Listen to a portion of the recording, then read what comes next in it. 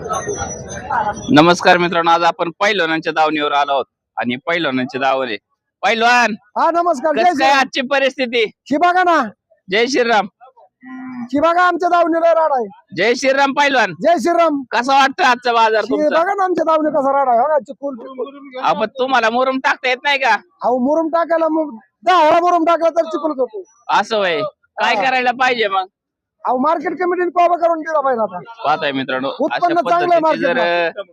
बाजारातील प्रसिद्ध व्यापाऱ्याची परिस्थिती असेल तर शेतकऱ्यांची काय परिस्थिती असेल? पैलवान काय सांगितलं बैलांचं? बैलाला सांगायला 6 लाख. 1.25 लाख फायनल.